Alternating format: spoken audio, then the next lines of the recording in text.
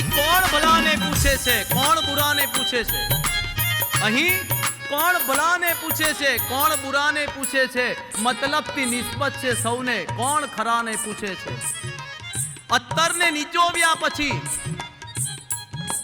અત્તરને નીચોવ્યા પછી ફૂલોની દશાને કોણ જુએ છે?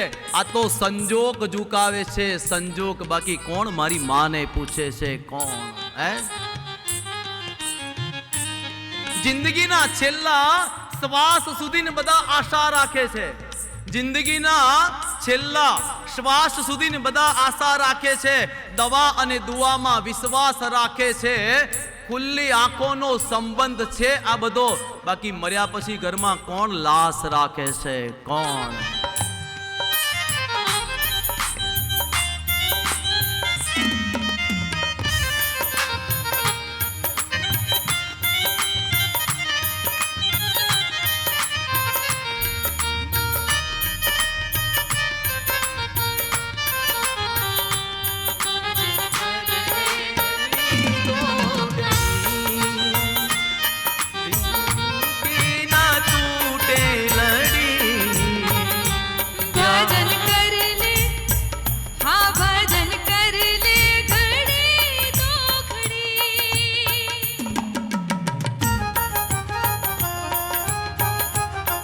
शब्द को पकड़ना साहब.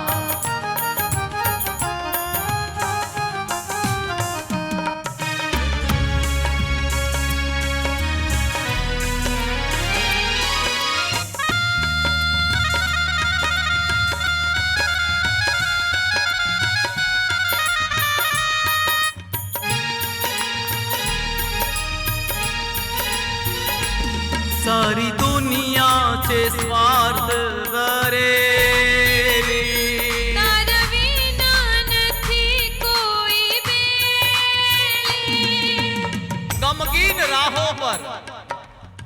गमगीन राहों पर कौन किसका होता है? गमगीन राहों पर कौन किसका होता है? अरे परछाई भी साथ छोड़ देती है जब अंधेरा होता है. परछाई भी साथ छोड़ देती है जब अंधेरा होता है. क्यों अब भी हो निर्भय इस दुनिया पर? अरे मुश्किल देखकर तो हर अपना भी साथ छोड़ देता है. हर अपना भी साथ. सारी दुनिया छे स्वार्थ भरेली, सारी दुनिया છે સ્વાર્થ ભરેલી. तारा विना નથી કોઈ બેલી, તારા વિના નથી કોઈ બેલી. હે માં તારે છોરો અનેક, મારે માડી તો એક.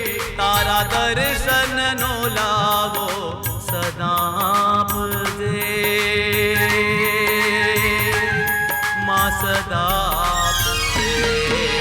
મૈયા ઓ ગંગા મૈયા, મૈયા ઓ ગંગા મૈયા.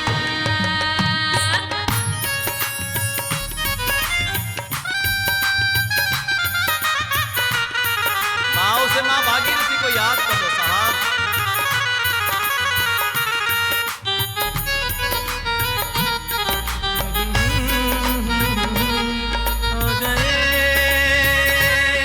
आ गए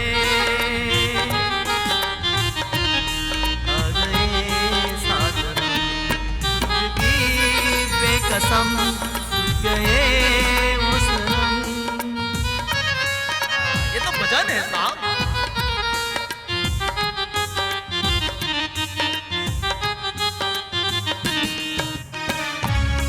અને છેલ્લો અંતરો. હા.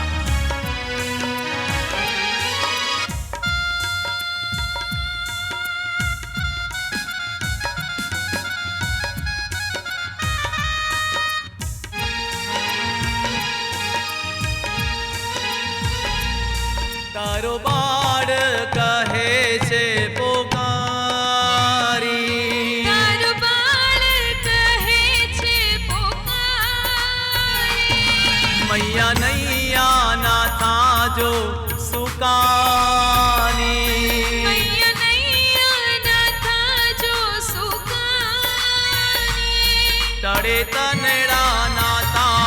બડે ભવ ભવના પાપ મારા હૈયાના તાર તું જોડી દેજે, ગંગા જોડી દેજે. મૈયા ઓ ગંગા મૈયા, મૈયા ઓ ગંગા મૈયા, મૈયા ઓ ગંગા મૈયા, મૈયા ઓ ગંગા મૈયા. ટળે તનડાના તાપ બડે ભવ ભવના પાપ મારા હૈયાના તાર તું જોડી દેજે, અને ગંગા જોડી દેજે. મૈયા ઓ ગંગા મૈયા, મૈયા હો ગંગા મૈયા. તમારા જેવા શ્રોતાઓ હોય ને તો આ બધું નીકળે અંદરથી, અને તમે ભાવથી સાંભળો છો એટલે મને એમ થાય કે મેં જેટલું બટોર્યું છે તમને આપી દઉં સાહેબ.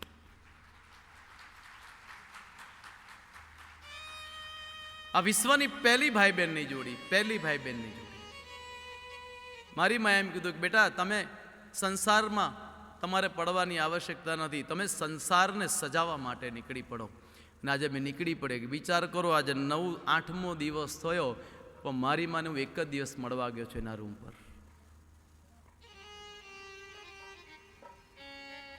બાકી હું જ્યારે પણ મોકો મળું એટલે હું જઉં એટલે સીધો મારી માને એમ બેસાડી દઉં ને એના ખોડામાં માથું મૂકી દઉં, અને પછી એના હાથ ફરે ને તો મારી બધી વિટમણાઓ, મારી બધી તકલીફો ક્યાં વિલીન થઈ જાય ખબર નહીં સાહેબ.